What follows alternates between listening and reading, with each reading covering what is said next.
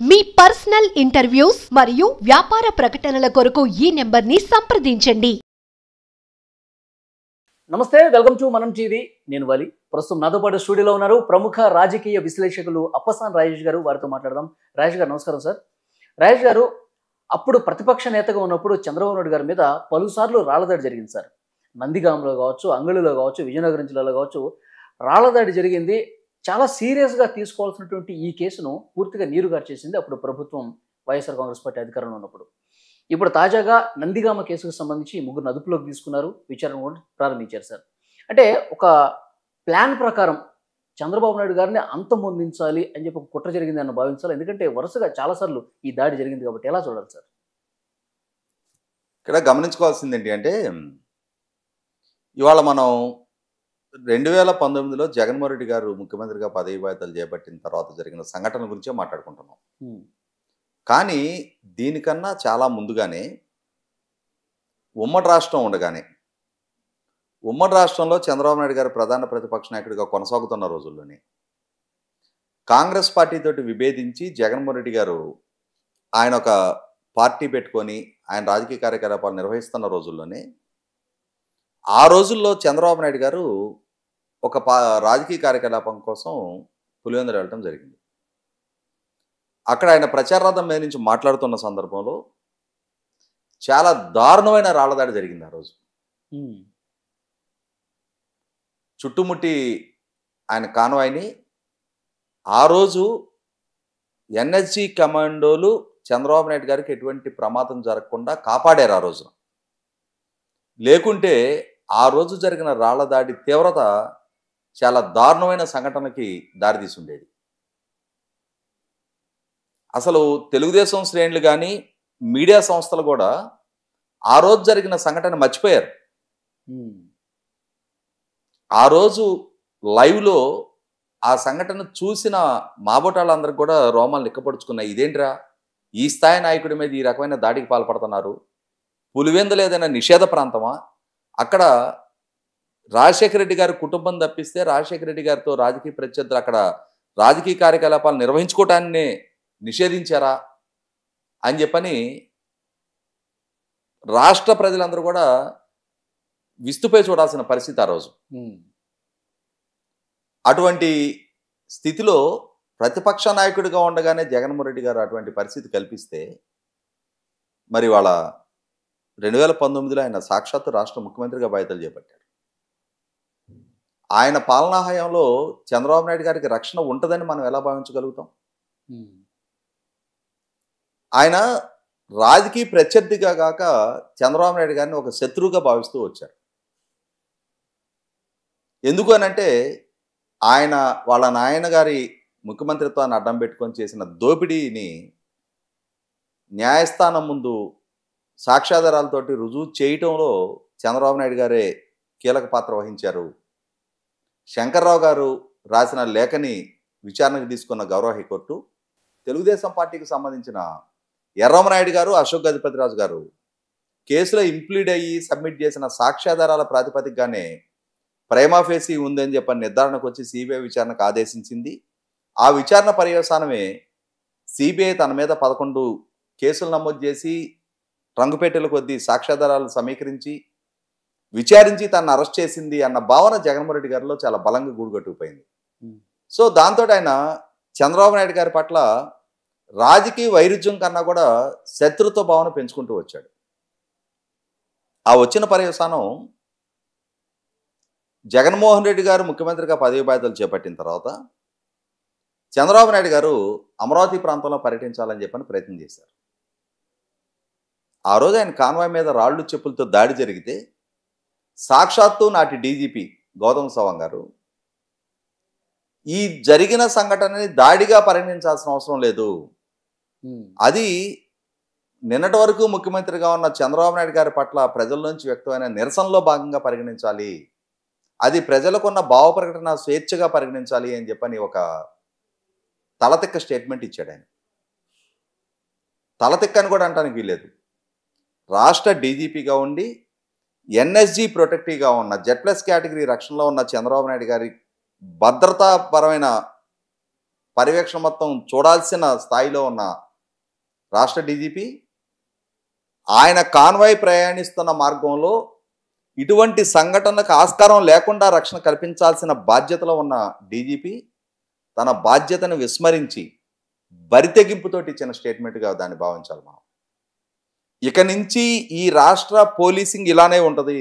రాష్ట్ర పోలీస్ బాస్గా నేను చెప్తున్నా, చంద్రబాబు నాయుడు గారి మీద దాడులు చేయండి, దౌర్జన్యాలకు పాల్పడండి, ఆయన పర్యటనలు అడ్డుకోండి, ప్రతిబంధకాలు సృష్టించండి, మేము దాన్ని భావ ప్రకటన స్వేచ్ఛగానే పరిగణిస్తామని చెప్పనే అభిప్రాయాన్ని రాష్ట్ర పోలీసులకి, రాష్ట్రంలో ఉన్న ఇటువంటి చర్యలకు పాల్పడే వ్యక్తులకు కూడా ఒక సందేశ రూపంలో ఇచ్చాడు ఆయన. ఆనాటి నుంచి మొదలుపెట్టి ఎన్ని సందర్భాల్లో చిత్తూరు జిల్లా పర్యటనకి వెళ్తే తిరుపతి ఎయిర్పోర్ట్లో ఆపేశారు చంద్రబాబు నాయుడు గారిని. 6 గంటల సేపు ఆయన బాస్ పట్టేసుకొని కింద కూర్చున్నారు. అనుమతి తీసుకొని అయ్యన్న పాత్రుడి గారు అబ్బాయి రిసెప్షన్కి హాజరు కావడానికి విశాఖపట్నం వెళ్తే విశాఖపట్నం ఎయిర్పోర్ట్ నుంచి బయటికి రాకుండా వైసీపీ శ్రేణులు వచ్చి అక్కడ హంగామా సృష్టిస్తుంటే వాళ్ళని అడ్డుకొని అనుమతి తీసుకొని వచ్చిన చంద్రబాబు నాయుడు గారికి రక్షణ కల్పించాల్సిన పోలీస్ డిపార్ట్మెంట్ వాళ్ళని ఎలో చేసి చంద్రబాబు నాయుడు గారికి నోటీస్ ఇచ్చి ఆయన స్వేచ్ఛకి భంగం కలిగిస్తే ఆయన్ని విశాఖపట్నం నుంచి ఎయిర్పోర్ట్ నుంచి మళ్ళీ వెనక్కి పంపించారు. ఆ అంశం చివరికి గౌరవ హైకోర్టుకి చేరితే సాక్షాత్తు డీజీపీ గౌతమ్ సవాంగ్ హైకోర్టుకు వచ్చి చేతులు కట్టుకొని నిలబడ్డాడు. అయినా పోలీసింగ్లో మార్పు లేదు. చంద్రబాబు నాయుడు గారు తన నియోజకవర్గ పర్యటనకి వెళ్తే డిఎస్పీ సుధాకర్ రెడ్డి అక్కడ చంద్రబాబు నాయుడు గారిని అడ్డుకొని నియోజకవర్గంలో పర్యటించడానికి వీల్లేదు అని చెప్పని ఆంక్షలు పెట్టడం జరిగింది. 7 సార్లుగా ఆయన ఎంపిక చేసుకుంటున్న నియోజకవర్గం అప్పటికి. అటువంటి నియోజకవర్గంలో తాను పర్యటించడానికి వీల్లేని పరిస్థితులు పోలీసుల చేత సృష్టించారు. చంద్రబాబు నాయుడు గారు అయినా సరే నియోజకవర్గ పర్యటనకి వెళ్తే ఆయన కాన్వాయ్లో వైసీపీ వాళ్ళు చొరబడి అక్కడ శాంతి భద్రతల సమస్యలు సృష్టిస్తుంటే, దాడులు దౌర్జన్యానికి పాల్పడుతుంటే అక్కడ పోలీసులు చేసిన లాఠీ చార్జీలో తెలుగుదేశం కార్యకర్తల తలలు పగిలినాయి. అంటే ఇక్కడ వైసీపీ శ్రేణులు పోలీసుల మధ్య పెద్ద అంతరం పాటించాల. ఒకే విధమైన దాడులు దౌర్జన్యాల సంస్కృతిని వైసీపీ శ్రేణులు కొనసాగిస్తుంటే పోలీసులు అండగా నిలిచారు, ప్రోత్సహిస్తూ వచ్చారు. ఆ తర్వాత చంద్రబాబు నాయుడు గారు నందిగామ పర్యటన, ఆయన నందిగామలో పర్యటిస్తున్న సందర్భంగా ఆయన మీద రాళ్లదాడి జరిగింది. ఆయన సెక్యూరిటీ అధికారి, ఆయనకి రక్తపు గాయమైంది. ఇవాళ పోలీసులు విచారణలో తేటతనమవుతున్నది ఏంటి? చంద్రబాబు నాయుడు గారిని గాయపరచాలి, ఆయన మీద దాడి చేయాలి అని చెప్పని అక్కడ స్థానిక శాసనసభ్యుడు మొండితోక జగన్మోహన్ రావు, వాళ్ళ తమ్ముడు ఎమ్మెల్సీ మొండితోక అరుణ్ కుమార్ వాళ్ళ ఆదేశాలతో వైసీపీ కార్యాలయంలో వ్యూహాలు పన్ని పథకరచన చేసి 3 బృందాలుగా విడిపోయి వీధి లైట్లు ఆపేసి 3 ప్రాంతాల్లో మాటు వేసి చంద్రబాబు నాయుడు గారి మీద దాడికి పాల్పడ్డారు. ఆ దాడి ప్రత్యక్షంగా చంద్రబాబు నాయుడు గారిని ఆ దాడి అంటే ఆ రాళ్లు చంద్రబాబు నాయుడు గారికి తగిలే సందర్భంలో ఆయన రక్షణకి అడ్డుగా నిలబడ్డ కమాండో గాయపడటం జరిగింది. ఇదే పరిస్థితి ఎర్రగొండపాలెంలో చోటు చేసుకుంది. అక్కడ రాళ్లదాడిలో గాయపడ్డ ఒక తెలుగుదేశం కార్యకర్త చనిపోవడం జరిగింది. అక్కడ కూడా ఇంకొక కమాండో తలకి రక్తపు గాయమైంది. ఆ తర్వాత సీను అనపర్తికి మారింది. చంద్రబాబు నాయుడు గారు అనపర్తి నియోజకవర్గంలో పర్యటించే సందర్భంగా ఆయన పర్యటనని, ఆయన కాన్వాయ్ని అడ్డుకునే లక్ష్యంతో పోలీస్ సిబ్బంది వాళ్లే స్వయంగా రోడ్డుకు అడ్డంగా పడుకోవటం జరిగింది. చివరికి విసిగి వేసారిన చంద్రబాబు నాయుడు గారు రాత్రిపూట వాస్తవంగా ఎన్హెచ్జి ప్రోటోకాల్స్కి విరుద్ధంగా రాష్ట్ర పోలీసులు ఆయన భద్రత పట్ల ఒక రకమైన నిర్లక్ష్యాన్ని ప్రదర్శించిన పర్యవసానం ఆయన 8 కిలోమీటర్ల దూరం చీకట్లో నడుచుకుంటూ అనపర్తి చేరుకున్న పరిస్థితి మనం గుర్తు చేసుకోవాలి. ఆ తర్వాత ఇరిగేషన్ ప్రాజెక్టుల విధ్వంసం అని చెప్పని జగన్మోహన్ రెడ్డి గారి పాలనా హయాంలో ఇరిగేషన్ రంగానికి జరిగిన నష్టాన్ని వివరించి చెప్తూ రాష్ట్ర వ్యాప్త పర్యటన చేస్తున్న చంద్రబాబు నాయుడు గారు చిత్తూరు జిల్లాలో పర్యటిస్తున్న సందర్భంగా హంద్రీనీవా కాలువల నిర్లక్ష్యాన్ని గురించి ప్రజలకు విడమర్చి చెప్పేయటానికి ఆయన ప్రయత్నం చేస్తున్న సందర్భంగా ఆయన పొంగునూరు నియోజకవర్గంలో పర్యటించే సందర్భంలో తంబళపల్లి నియోజకవర్గం అంగళ్ళు గ్రామం దగ్గర ఆయన మీద జరిగిన రాళ్లదాడి. ఆ రాళ్లదాడిలో మనం చాలా ప్రత్యక్షంగా మనకి లైవ్లో చూసాం. మనం చంద్రబాబు నాయుడు గారి మీద రాళ్లదాడి జరుగుతూ ఉన్న తీరు, ఎన్ఎస్జీ కమాండోలు బుల్లెట్ ప్రూఫ్ మ్యాట్లు అడ్డం పెట్టి ఆయన కాపాడుతున్న తీరు మనందరం చూసాం. అయినా సరే కాన్వాయ్ మీదే నిలబడున్న చంద్రబాబు నాయుడు గారిని అక్కడ జరిగిన సంఘటనకు బాధ్యుడిగా చిత్రీకరిస్తా వైసీపీ శ్రేణుల మీద హత్యాయత్నానికి చంద్రబాబు నాయుడు గారు ఆదేశించారు అని చెప్పని ఆయన మీద సెక్షన్ 307 కింద కేసు నమోదు చేశారు. ఆ తర్వాత అక్కడి నుంచి బయలుదేరి పొంగునూరు బైపాస్కి వచ్చేటప్పటికి చంద్రబాబు నాయుడు గారు రాజకీయ ప్రత్యర్థులకి ర్యాలీ తీయడానికి అనుమతి ఇచ్చారు పోలీసులు. ఎలా అయితే అమరావతి పర్యటన సందర్భంగా ఆయన కాన్వాయ్ వెళ్లే రూట్లో వైసీపీ శ్రేణులు సమీకరింపబడి ఆయన కాన్వాయ్ మీద రాళ్ళు చెప్పులు దాడికి దాడి చేయడానికి సహకరించిన పోలీసులు ఉన్నారో వాళ్లే అక్కడ ఎస్పీ పొంగనూరులో వైసీపీ శ్రేణులు ర్యాలీ తీయడానికి అనుమతి ఇచ్చాడు. చివరికి అది శాంతి భద్రతల సమస్యగా మారింది. పోలీసులకి టీడీపీ శ్రేణుల మధ్య ఘర్షణపూరిత వాతావరణం సృష్టింపబడింది.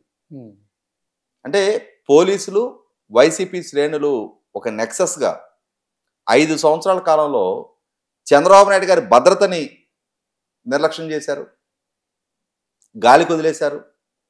ఆయనకి భద్రతాపరంగా పాటించాల్సిన అన్ని ప్రమాణాలకి తిలోదకాలు ఇచ్చారు. చివరికి అయ్యన్న పాత్రుడు గారు జగన్మోహన్ రెడ్డి గారిని విమర్శించారు అని చెప్పని నాటి ఎమ్మెల్యే జోగి రమేష్ 100 మంది సమూహంతో చంద్రబాబు నాయుడు గారి ఇంటి మీదకి దాడికి వచ్చాడు. అక్కడ ఘర్షణ జరిగింది. ఒకవేళ అదే వ్యక్తులు చంద్రబాబు నాయుడు గారి ఇంటి ప్రాంగణంలోకి ప్రవేశించున్నట్టయితే మనకి ప్రత్యక్ష సాక్షులు చెప్పిన కథనం ప్రకారం అక్కడ ఎవరో ఒకళ్ళని చంపేయండి అని చెప్పని జోగి రమేష్ ఆదేశించాడు అన్న వార్తలు వచ్చినాయి. అంటే ఎటువంటి పరిస్థితులకి దారితీసి ఉండేది? 5 సంవత్సరాల జగన్మోహన్ రెడ్డి గారి పాలనా హయాంలో చంద్రబాబు నాయుడు గారిని భౌతికంగా గాయపరచాలని, ఆయన నైతిక స్థైర్యాన్ని దెబ్బతీయాలని చెప్పని, అన్నిటికన్నా ముఖ్యంగా ఆయన రాజకీయ కార్యకలాపాలు కూడా స్వేచ్ఛగా నిర్వహించుకొనివ్వకూడదు అని చెప్పని జగన్మోహన్ రెడ్డి గారి ప్రభుత్వం వ్యవస్థలు ఎంత తీవ్రంగా కృషి చేసినాయి అనేది ఇవన్నీ మన కళ్ళ ముందు కనిపిస్తూ ఉన్నాయి. వీటికి తోడు సాక్షాత్తు అసెంబ్లీలో జగన్మోహన్ రెడ్డి గారి సమక్షంలో ఆయన చిద్విలాసంగా చిరునవ్వులు చిందిస్తూ చూస్తూ ఉండగా వాళ్ళ శాసనసభ్యులు, వాళ్ళ మంత్రులు చంద్రబాబు నాయుడు గారి సతీమణిని ఉద్దేశించి ఏ విధమైన వ్యక్తిత్వహనానికి పాల్పడే వ్యాఖ్యలు చేశారో చూసాం మనం. అంటే ఈ రాష్ట్రానికి ప్రధాన ప్రతిపక్ష నాయకుడు అనే కనీస మాత్రపు గౌరవం లేకుండా ఈ రాష్ట్రాన్ని పరిపాలించిన మాజీ ముఖ్యమంత్రి అనే అంశాన్ని విస్మరించి ఆయన ఒక శత్రువుగా భావించి ఆయన్ని ఎలిమినేట్ చేయటమే లక్ష్యంగా 5 సంవత్సరాలు జగన్మోహన్ రెడ్డి గారి పరిపాలన కొనసాగింది అనేది ఎన్నో దృష్టాంతాలు ఉన్నాయి. సాక్షాత్తు చంద్రబాబు నాయుడు గారి అరెస్టు జరిగి ఆయన జైల్లో ఉన్న సందర్భంలో కూడా ఆ జైలు మీద డ్రోన్లు ఎగిరాయి, చంద్రబాబు నాయుడు గారిని నిత్యం పర్యవేక్షించారు అని చెప్పని కూడా వార్తలు వచ్చినాయి. చంద్రబాబు నాయుడు గారి దైనందిక కార్యకలాపాలను కూడా జైల్లో ఆయన జీవనం ఎలా సాగుతూ ఉంది, ఎలా ఇబ్బంది పడుతున్నారు అనే అంశాన్ని కూడా లైవ్ స్ట్రీమింగ్ ద్వారా పాలకులు, పెద్దలు వీక్షించారన్న వార్తలు కూడా వచ్చినాయి. అంటే ఇక్కడ ఖచ్చితంగా రాజకీయ ప్రత్యర్థులుగా కాక ఒక శత్రువుగా చంద్రబాబు నాయుడు గారిని పరిగణించి పాలకులుగా వ్యవహరించాల్సిన స్టేట్స్మెన్షిప్ ప్రదర్శించని కారణం ఖచ్చితంగా చంద్రబాబు నాయుడు గారి భద్రత గాలి వదిలేయబడింది అనేది వాస్తవం. Thank you very much sir.